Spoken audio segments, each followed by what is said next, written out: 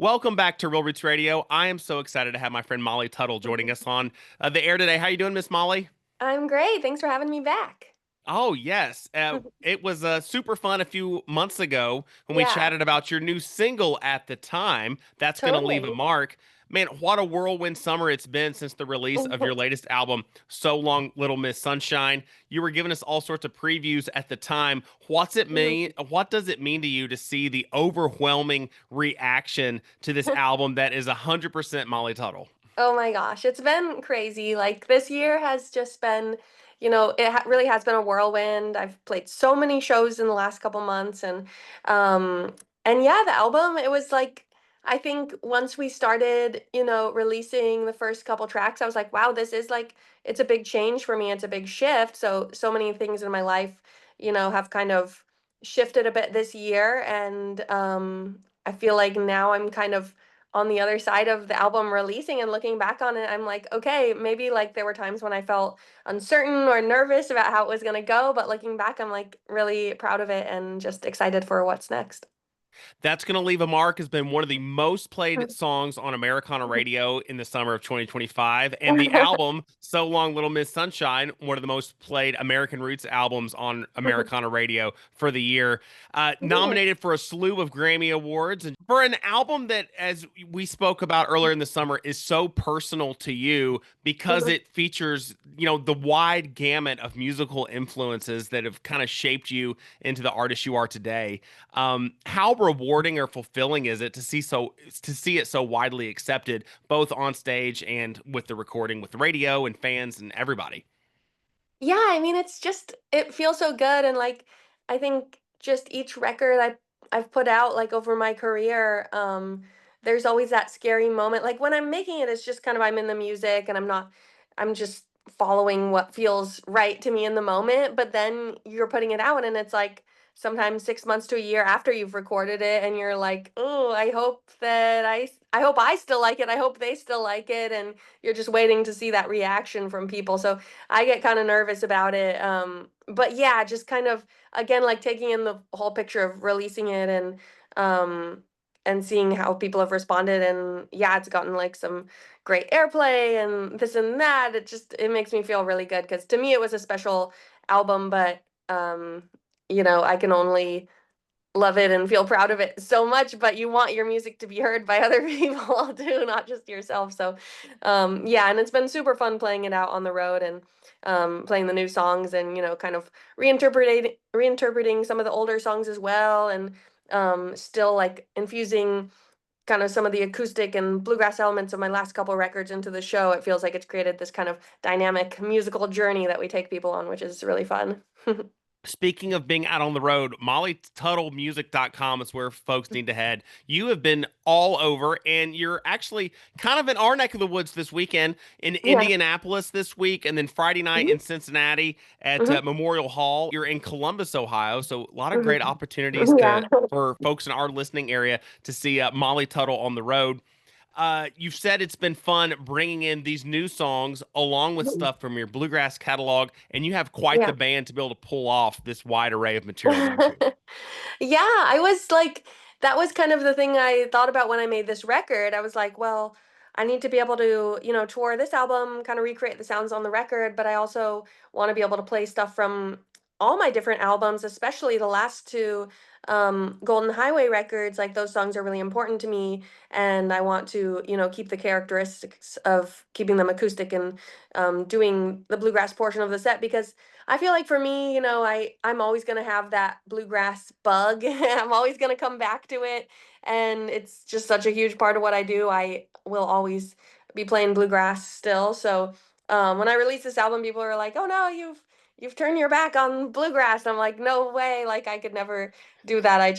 It's just such a big part of who I am." So I had to really find a band who could do such a range of styles and yeah, it's been awesome because I started off with Vanessa McGowan was the first person I kind of approached about playing with me because I knew she played upright bass as well as electric bass, and she kind of helped me put the band together. And so yeah, it's been fun because we have two multi-instrumentalists, Ellen Angelico and Mary Meyer, who Ellen will switch to dobro sometimes. She can also play electric guitar and pedal steel. And then Mary comes from a similar background to me, where she grew up in a bluegrass family band. She plays mandolin and fiddle really well, and she can also, kind of rock out on the keys too. She she takes like a couple like shredding keys solos in the show, which is always just like such a cool surprise to me because I'm like, wow, you play so many different She's styles and a make so many different freakish sounds. talent. And yeah, she's a freakish like musical genius. So, and then Megan, who plays the drum, she just has like that kind of soft touch that works really well with the acoustic stuff. And she'll also,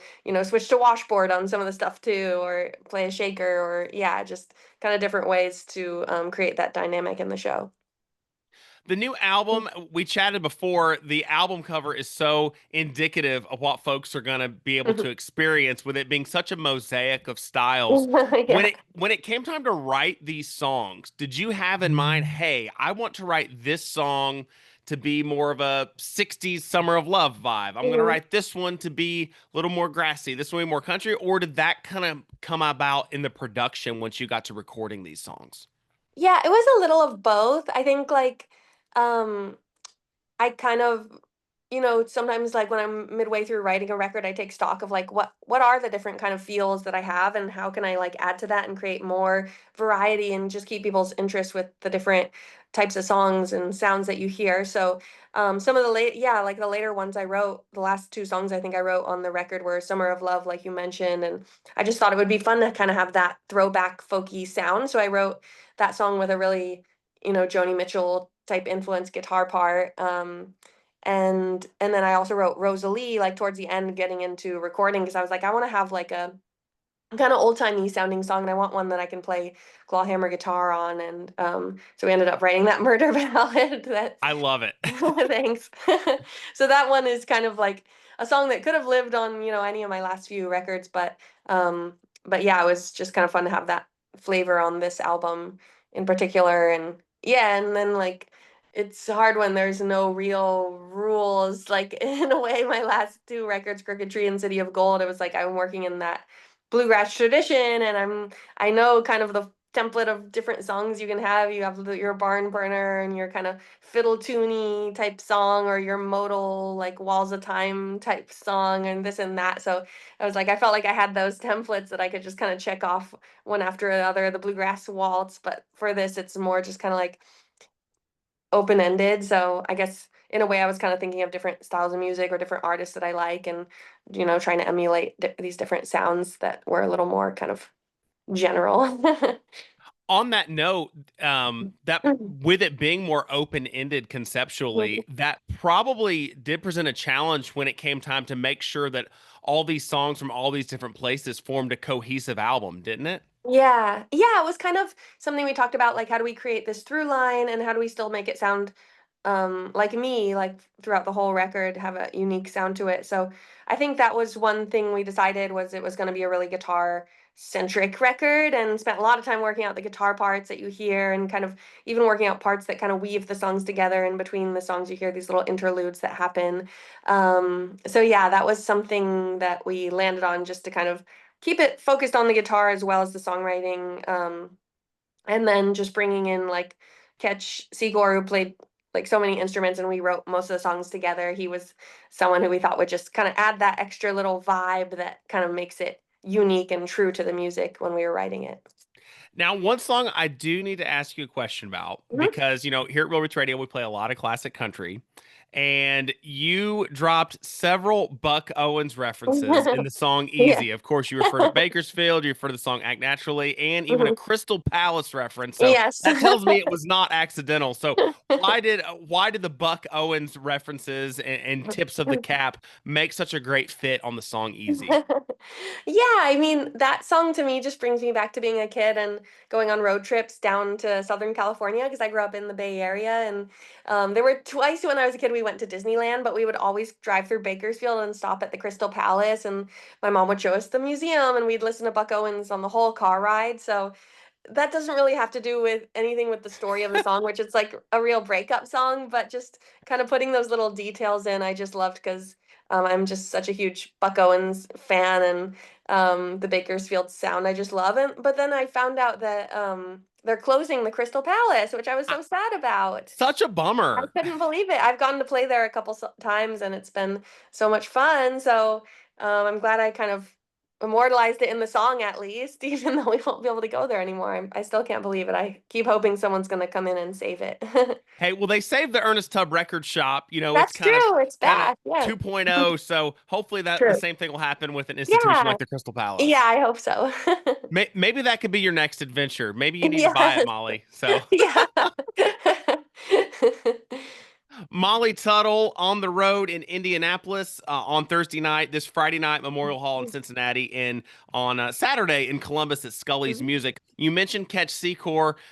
You and Ketch just released a new Christmas single. Why don't Yeah. you tell us about Fairy Tale of New York?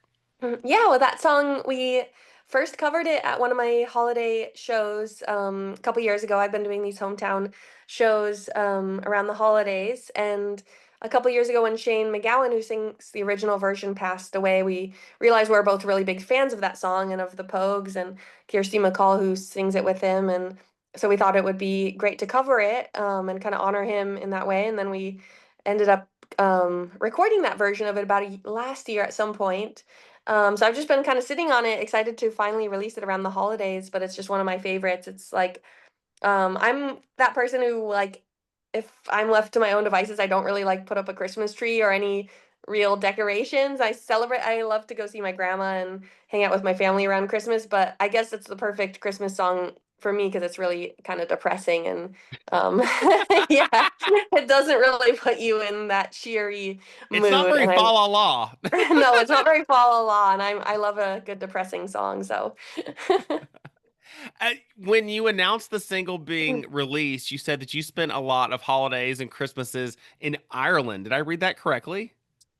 well, we went on two trips to Ireland, not around Christmas, but just when I was a kid, my mom Okay. and her sisters, they like tracked our ancestry, and they found these cousins who were Irish. So, my grandparents, all my grandparents on my mom's side came from Ireland, like far back generations back, but her side is all Irish. So, so when I was a little kid, they took us to Ireland and we met these distant relatives, which was fun. But and then my mom and I went back when I was probably 15 or 16, just the two of us.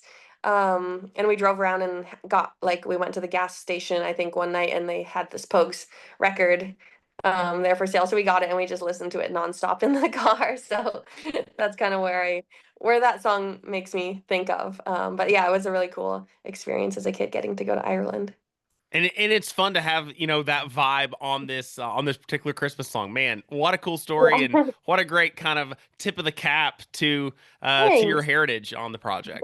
Thanks. Yeah. MollyTuttleMusic.com, MollyTuttleMusic.com. Molly nominated for a slew of Grammy Awards for her new album, So Long, Little Miss Sunshine. And we're awful tickled for you, Molly. Thank you. Thanks so much. Be sure to see Molly while she's in the Buckeye State this weekend. Cincinnati, Ohio's Memorial Hall is a gorgeous venue. That's where you're at this Yeah. Friday and Saturday. Scully's Music in Columbus, Ohio. Yep. MollyTuttleMusic.com. I'll see Molly, you there. yes, we'll see you there. Thank you so much for joining us on Real Thank Roots Radio. you. Thanks for having me.